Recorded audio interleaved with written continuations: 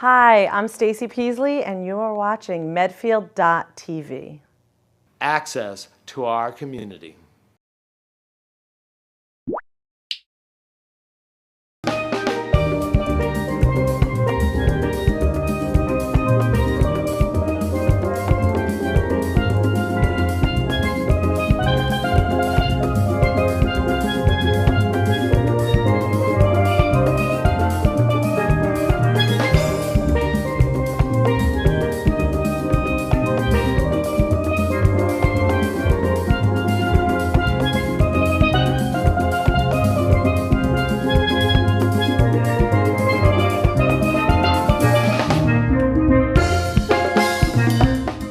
Welcome to Live Your Passion.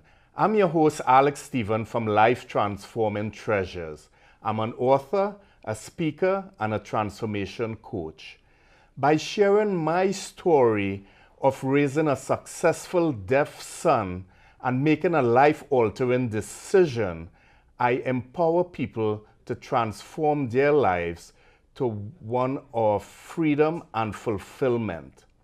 On Live Your Passion, our guests share their stories, their challenges, and how they overcame them.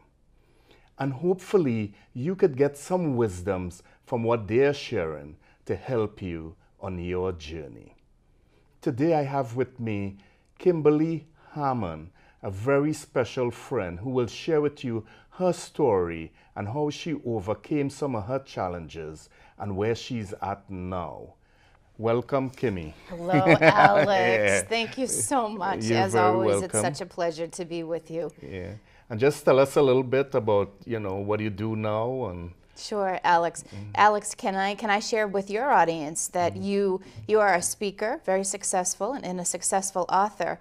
And what I acknowledge you for the most is your humility and your strong desire to get out there and make a difference. And I really want to thank you for having me on your show. you're welcome.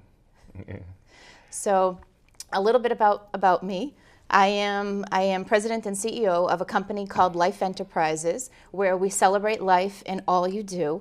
And I've had the company for a couple years now, and have a lot of fun reaching out to many individuals. And similar to you, my passion in life is getting out there and making a difference, and working with individuals and helping them realize what their true purpose is. Yes, and I know we met, a little while back, and we spoke, and the more we speak, we find out that we have so much in common. So it's really a gift to have you on the show and to Thank you. share some of your story. I know it's a short time to share so much, and I know you will share, some of the most important things that would help people in the audience. Thank you, Alex. So really appreciate you being here. So Kim, tell us a little bit, growing up, some of your experiences and how things were for you as a child. Sure. Growing up, I grew up in what I would call a very unsettling environment, and an environment of constant change. And I say that because throughout my childhood, I was faced with many areas of adversity, Alex. And there were many challenges that I had to learn how to overcome. So if I could share with you and share Sure. with the audience, it probably started when I was an early teenager. And my family had found out that my mom was facing a heroin addiction. And that was very difficult. I was about 12 years old back then, living with my mother, living with my younger sister. And it was a time of much uncertainty in my life. My mother was in and out of rehab, in and out of different therapies, and we were constantly moving from family member to family member, and yet at the same time having to function in school and having to really be that student.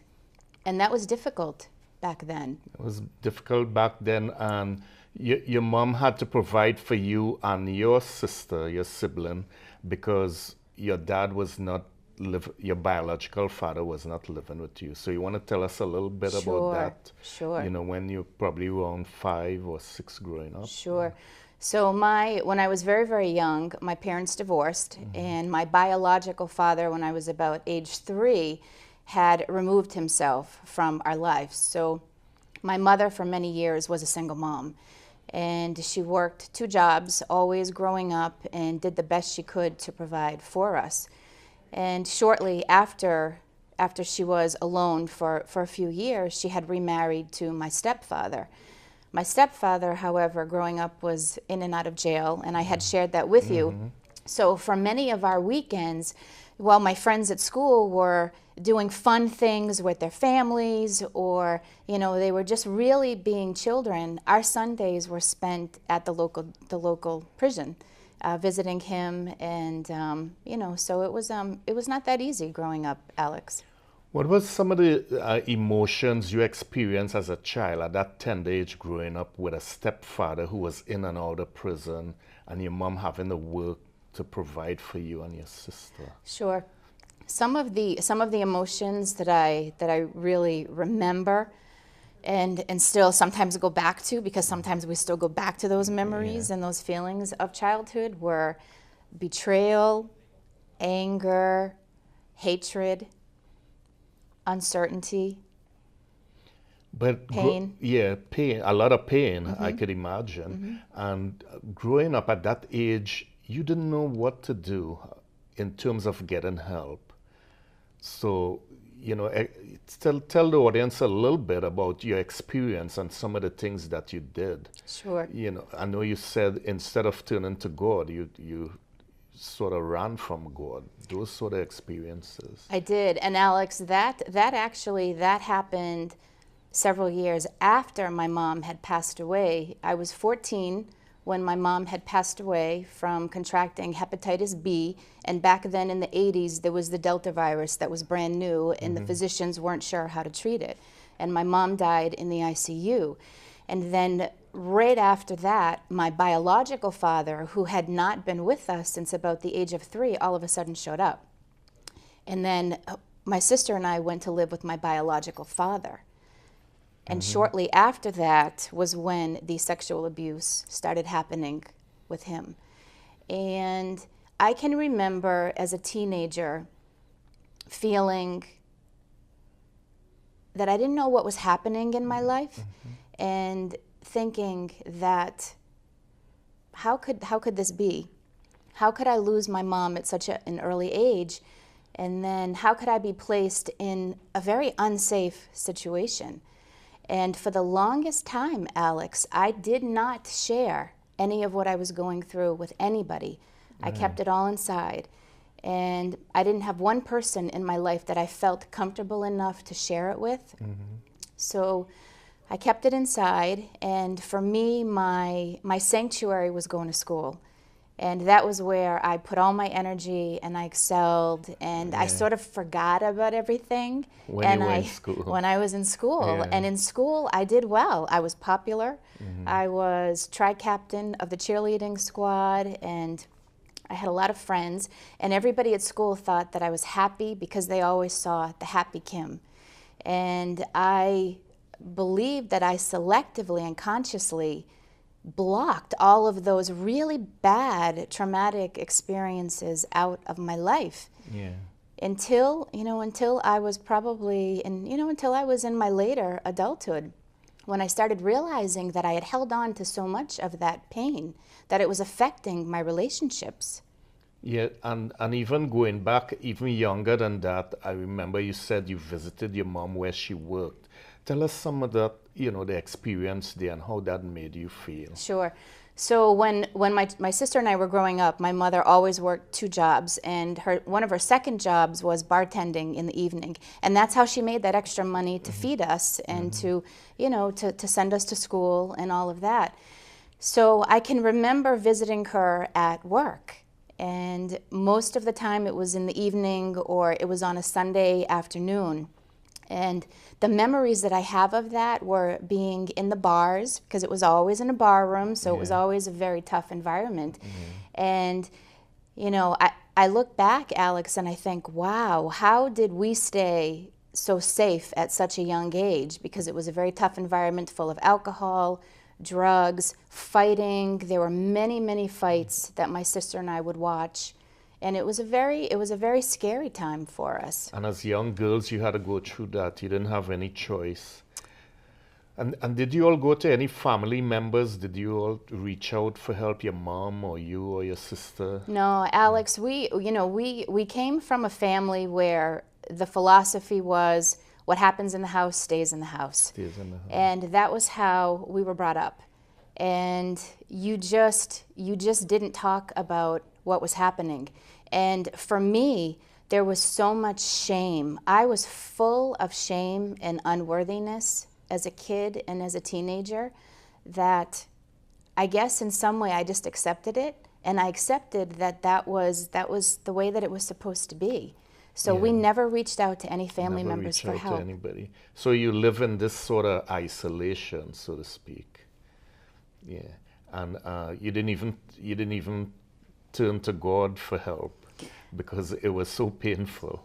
It was very painful. Yeah. And Alex, I went to a Catholic school, so I was brought up in a very traditional Catholic school where we attended Mass on a regular basis. We had religion as a subject on a regular basis.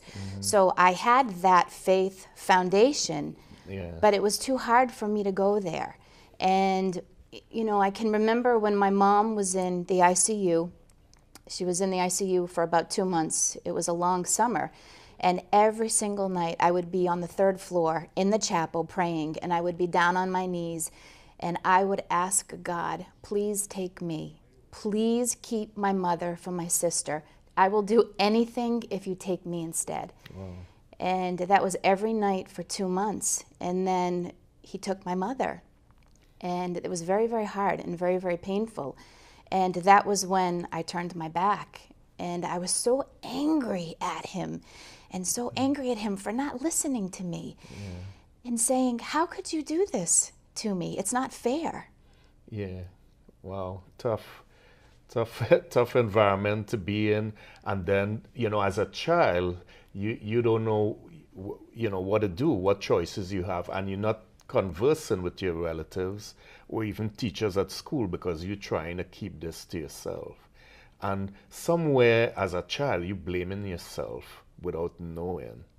So with your dad, when you went to live with your biological dad, your mom died, and now, I don't know if it was through the courts or what happened that you had to go and live with him because you all were underage. And, your stepfather was violent towards your mom. Now you went to your biological father, now he's abusive to you. So how did you get out of that situation? How long did it wasn't too long, but you were growing up then and you got some more courage, so to speak. Shortly after my mom had passed away and my biological father came to visit us, it was not through the courts. It was my sister and I who had wanted to go be with him because, all growing up, Alex, I didn't have a father. And I didn't have that father figure in my life. Instead, I had a stepfather who was verbally abusive to my mother. He was very physically abusive to my mother. And it was very scary. So there was a part of me that had always wanted to know what it was like to be Daddy's little girl. Wow. So that's why I went. And, he hadn't seen me since I was 3. So here I was, now a 14-year-old who was turning into a young lady, and But you got the courage. You got the courage to go and seek help. I did. You were around 16 or something, and you decided that something is wrong here. Right. So you were getting that sense, and you got the courage to go out there and talk to someone. If you could share with us what that was like. Sure. So that lasted for about 2 years, Alex. And in that period, before I was able to find the courage to get help, I had lived in a world of complete darkness. And I had also in that time developed an eating disorder, and I was diagnosed with bulimia. And I can remember coming home from school and having a Diet Coke and 6 saltines, and then I would be in the bathroom purging because my self-esteem was so low back then. And I had gone through that, and I had gone through different counselors that my stepmother had brought me to, but I didn't connect with anyone. I was not connecting with anyone, and I was not able to open up back then. And then there was this one counselor that I was brought to where I instantly felt a level of comfort with him, and I felt trust with him. And it was he that I started to open up and really share what was going on. Because again, I had blocked everything out, and I was not dealing with it. And was no fault of yours. No. As a child growing up, this was a situation that you were in. So it's good that you had the courage and you had that connection with this one counselor. So tell the audience, people who might be looking, to see how you came over this, how did the counselor handle it? What was the process that he used? Yeah, it was a beautiful process, and I remember quite a bit of it. It was a process of bringing me to a place of complete worthiness and making sure that I was number one in my life, and making sure that I was safe. That was a big piece of it. I can remember when I shared the news with him, I was instantly taken out of the house. I mean, instantly. It was within hours. I wasn't allowed to go back in the house. And I had gone to live with an aunt and uncle, and it was a transition from an unsafe environment to a very safe environment right away. And then I continued to work with him for quite a while. And my self-esteem started to come back again, and my happiness started to come back. And I started to really understand that I was a victim, and that I was stuck in that victim mode for so long. So long. Yeah. But he explained to you that it was not your fault. He did. And he tell us a little bit about, that conversation, with what went on with your family. With my entire family? No, well, I mean, he explained to you that it was not your fault, and explained to you what happened with your family to have you in this situation. Yes. Right. Yeah, he did a good job back then explaining it, Alex. But for me, the epiphany came a couple years ago only, when I realized that all of us are created in this world, and we come into this world, Alex, with what I call this original heart. And our hearts are so pure when we're born, and they're so full of these beautiful, unique gifts. And then what happens is, as we start to develop and go through life, we're hit with all these things that society puts on us. And all of a sudden, even though our parents, they don't intentionally want to hurt us, but it does happen, or there are people outside the family that hurt us. And what I realized, Alex, is that your heart becomes frozen. And for years, it can remain frozen, where all those beautiful, precious gifts inside, they become lost. They become lost. So share with us, Kimmy, how you came out of this situation. Because, that was then how, things happened to you, things that you had no control over, but you came out of it, and it took you some time. So I'd like you to share with the audience some of the things you did on your own to reach where you are now. Sure. There's many things that I did. Things, There's many yes. things, Alex. So I would say that it is a combination of things. I think the first thing is that I took responsibility for myself, and that is something that everybody should take very seriously, because we have to. It's our life. And people can guide you, they can coach you, but you have to be willing to stand up for yourself. And I did that. And I did it in many ways. I became much closer to God, and I've shared that with you. And that faith foundation that I had as a child, I learned to grab onto it. And I grabbed onto it, and I just let my heart be filled up with so much divine love. and that for me was everything. That was actually at the center of everything. Running to God when we're in trouble instead of running from Him. Absolutely. And could you tell us a little bit, some of the other things you did, I know, like you said, the people around you, you started to surround yourself, because I want the audience to hear the things that you went through that could probably Sure. help them in their journey. Sure. I started surrounding myself with really good people. And I created what I call a circle of light. And in that circle of light, I brought in people that believed in life-giving relationships, where you have that true reciprocity of the giving and the receiving, and you have a nice flow. That's one of the things that I did. So any negativity or anyone that was bringing me down in my life, I just let them go. It was like cutting an umbilical cord and saying, thank you, I honor what you have given me, but I don't need that anymore. And filling my life with people of true love. That was just one of the things. And then I also brought into meditation. I do a lot of meditating. I do a lot of praying, Alex.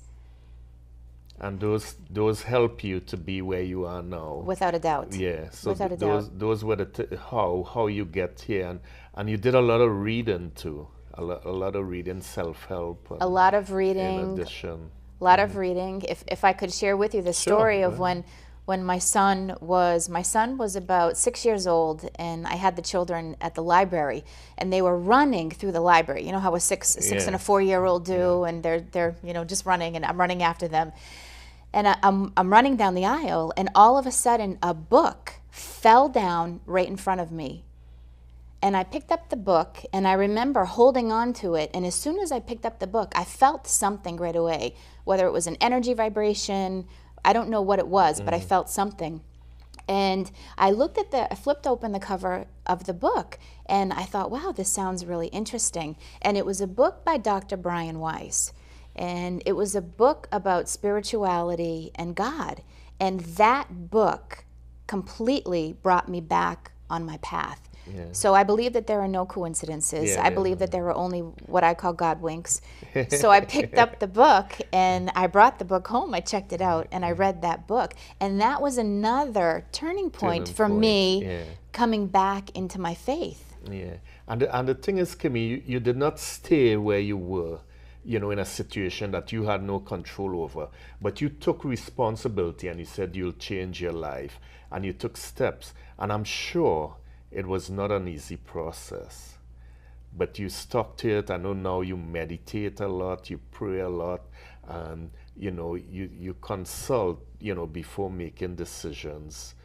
You discern is the word I'm looking for.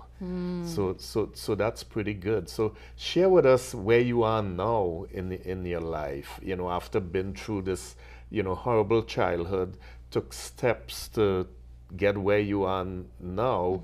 Tell us a little bit about what you're doing now and how things working out for you now. Sure. Now they're good, Alex. Now they're good because those original gifts, I'm able to use those gifts where they were hidden and locked away for so long. So now things are good. When I was younger, even in my early adulthood, I struggled with relationships. And I really struggled with forming close relationships and letting those bonds strengthen with individuals. And now I have this true sense of freedom where I'm able to develop those close relationships or intimate relationships. And it's brought me so much further in my career. And I had advanced as a CEO over the years, as a healthcare CEO, and found myself in very successful roles. But it wasn't until a few years ago that I realized that I wasn't happy, Alex. So it's the happiness that came back. Yeah, it's following your passion. It's completely following your passion. Following your passion. Right. And that's what you're doing now, because I know you're in the process and probably soon will be releasing your book, if you want to tell us a little bit about that. Sure. The forthcoming book is called Fanatical Forgiveness, 7 Pathways to Infinite Harmony, Freedom, and Love. Who doesn't want that in their life? I'll take a copy. Thanks, Alex. And it is my first book, and it truly is where I'm supposed to be. And I'm really excited that after going through so much, I've experienced that love is the true path to forgiveness. Yes, I'm talking about your book on forgiveness. I know in terms of how you got here, where you are now, in this space, you're happy, you're contented, and your life is filled with love with your kids and your friends and, you know, everything around you in your circle, as you said. But share with us a little bit on your journey with forgiveness. Some of the examples with your mom and dad, so people will understand the power of forgiveness. That's a really great question, Alex. And they say you teach best the most you need to learn about yourself. And I realized that because I was the most unforgiving person growing up. Even as an adult, I was the most unforgiving person. And I struggled around the area of self-forgiveness because there were a lot of things that I blamed myself for. And I thought that I had put myself in those certain situations that caused me so much pain. And I was so angry at my mother. I was angry at God. I was so angry at my father that I could not forgive. But who was getting hurt? I was. Okay. It was me. You was getting hurt, and you realized that. I realized that, Alex. And, you know, I realized it was 2008 when I had attended a transformational forum weekend, and there were over 250 participants in the room, and we had a certain exercise to work on.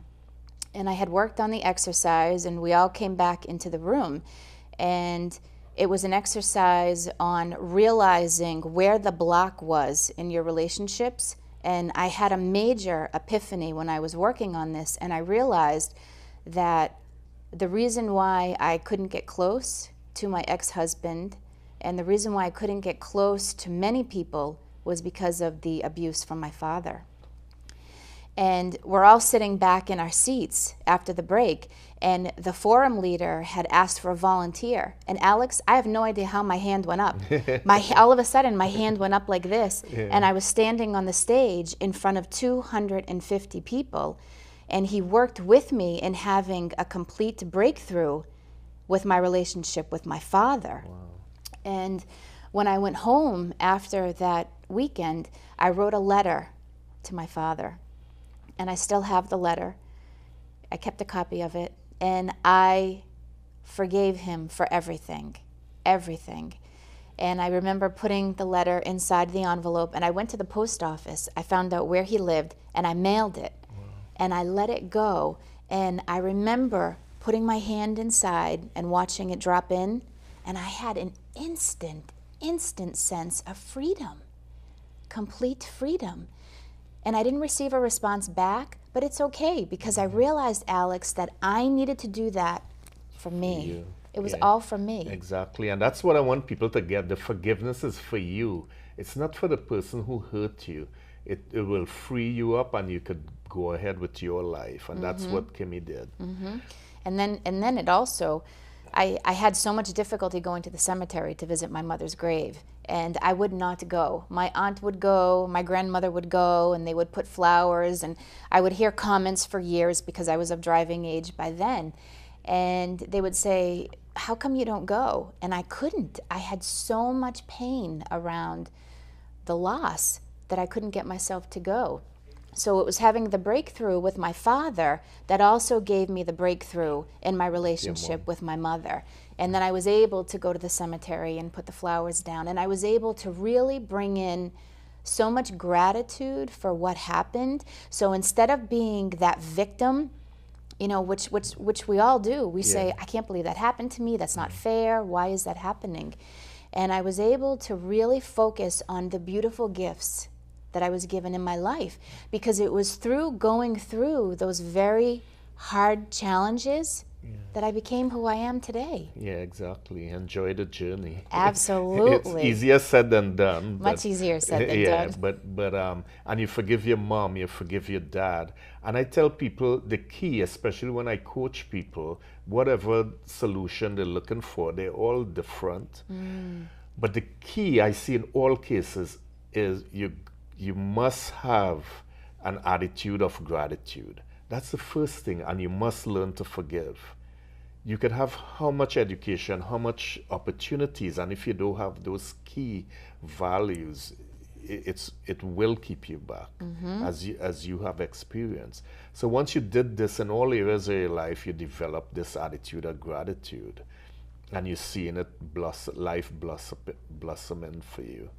So what are some of the things you're doing now, Kimmy, that where you are now? Sure. In terms of, leaving corporate and really following your passion. Sure. And leaving the corporate world was hard because it was safe in a way, Alex. And I think you can relate to that. I did that too. It's not easy. Like you said before, it's like cutting the umbilical cord. It is. And it's a lot of challenges. Nobody's saying it will be easy, but it'll be worth it. It'll be worth it, Yeah. sure. So what I'm doing now is I'm authoring my first book, and I have two parallel paths that I'm taking right now, Alex. And one is creating a ministry where I can get out there in communities and get out in the world and share the message of forgiveness with churches, religious organizations, women's groups. That's one path. Right. And then the other path is working with and coaching female C-level executives and teaching them and sharing with them that by going back to the origin of their original hearts in their leadership, they can become very highly effective leaders. Right. And they have the ability to change our world. And with all that, you still do nursing, or you teach. I have an adjunct clinical faculty position at a local university, and that is my love. I am a nurse by trade. I will always be a nurse. It has been my biggest passion. And so I still do that, and I really enjoy being with the students because it's launching them into their passion. Yeah. So you have all these balls you're juggling, and you still have two children. I know your son play a lot of sports. Baseball, football. Yeah. So and you still have this big smile on your face. Thanks, so Alex. things going well for you. So Kimmy, it's been a journey for you. There's been a lot of pain, a lot of emotion, anger, shame, resentment. But by going back to God and building that part of your life, forgiving the people in your life, having gratitude, you are where you are now. So I like to ask you if there's anything you like to leave the audience with, some nuggets that could help them on their journey. It might be a different challenge that they're going through, but some of the things that you did, they could adopt in their life journey to help them through their challenges. I can think of 3 pieces of wisdom that I'd like to share, Alex, based on some personal experiences. And the first one is finding the courage. And it is so important to do that. And the courage is one of those precious gifts that we all have that becomes either clouded over or frozen over. So finding the courage to go get help. Right. And that includes leaning on another, because Alex, we were not created to do this by ourselves. And the finding of another that helps us really maintain that courage could be a priest, it could be a minister, a spiritual director, it could be a teacher, it could also be a family member, somebody that you really feel comfortable with and that you trust, where that person loves you unconditionally. So that would be the first one. And then I would also say for me, what has been very, very important is honoring your pain. And that can be the hardest. It can be the hardest because nobody wants to go there. So when you've identified those pockets of pain from your childhood or experiences that have happened in your adult life, it's very difficult to go there. But by truly respecting that, it opens up a world of freedom for you. And it's never too late, Alex. So at any age, we can find and learn how to hold those areas of hurt with us. And what's the third point you wanted to share? The third one, yes. The third one is that we have to take responsibility for ourselves. That we absolutely have got to take a stand for ourselves, take it serious, and take action. Yeah, and that's a big one. You have to take action, and that's what you did. you just didn't stay, you know, it's hurtful, it's painful, shameful, all those things, but you have to pull yourself up by the bootstrap. And it's very, very important to ask for help. You know, sometimes we want to keep these things to ourselves, and what it does, it stifles us. It really cramps our lifestyle. And ask for help. You know, get the courage to ask for help. Identify your pain. You don't want to stay in the pain and feel sorry for yourself. Like you said, you have to take action. You have to get up. And when you take action and you make a commitment, the universe moves to help you. The right people, right opportunities, right ideas will come. And, you know, I think that's very important. It does, Alex. It's when you make the commitment, I believe that your words create your world. So you make the commitment, and then you're right, things start to change. And it's like you're taking the blinders off, and all of these opportunities around you and these possibilities that have been there, that have been around you screaming, hello, I'm over here. I'm right in front of you. You're not paying attention to me. I'm over here. We actually start to see them when you do that. When you do yes, that. and then your entire world starts to change and shift. And it becomes so beautiful. Yeah, it's a beautiful thing. But you have to take the action. You have to get the courage, you know, to get out there and talk to people and look for help. So, Kim, is there anything else you'd like to share with the audience before we close? Where could they get in contact with you? They can log on to the website at www.kimberlymarieharmon.com. There is a free gift for the audience, Alex, so if they'd like to access that, they can go to the website to find that. Get that. Yes. Yeah, so that's great. Well, thanks so much for sharing your story Thank with you, us. Alex, I really appreciate very much. you Thank you, coming. Alex. Thank you. Again, this is Alex Stephen. Thanks so much for looking at Live Your Passion. And what I usually do for my book, Inspirational Life Quotes, I would like to share the quote of the day, and the quote for today is from Lao Tzu, and it says, "New beginnings are often disguised as painful endings." So relevant. So this is for my Inspirational Life Quotes book, and which is on Amazon, and Courage in Our Hearts is also on Amazon. Our family's life story, and our accompaniment to that book is Discover Your Inner Treasure, and this is my lovely granddaughter on the cover. So it's on Amazon, and you could always reach me. I have a lot of resources to support you in this conversation at alexstephen.com.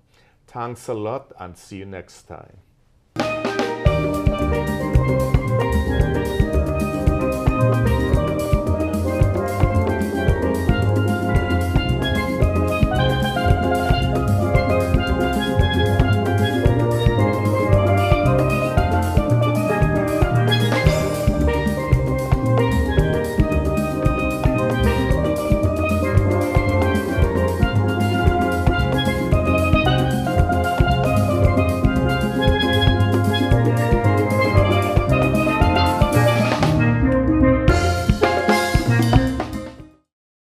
Production support provided by Medfield.tv.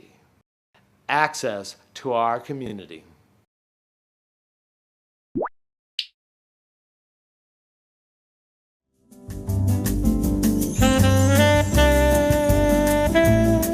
Hi, my name is Toby Burrell. I am president of the Medfield Lions Club. The Medfield Lions Club is one of 46,000 Lions clubs that have 1.3 million members worldwide. That makes the Lions the largest service club organization in the world. Where there's a Lions Club in the community, problems get smaller and communities get better. Locally, the Medfield Lions are involved in two primary missions. We raise money to benefit eye disease research, and we also raise money to benefit local Medfield charities. No doubt you've seen us in town wearing our distinctive yellow vests, raising money for eye disease research. Our single largest fundraiser each year is the Christmas tree sale.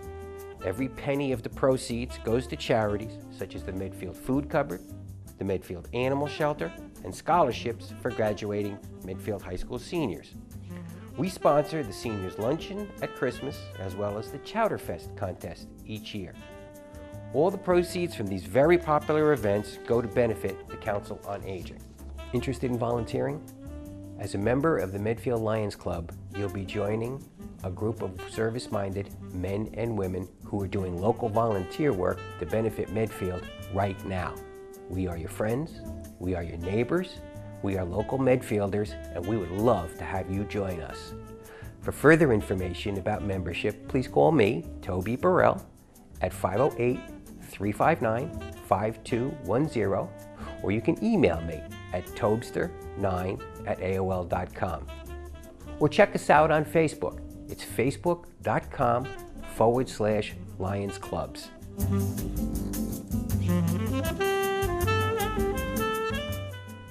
Thank you.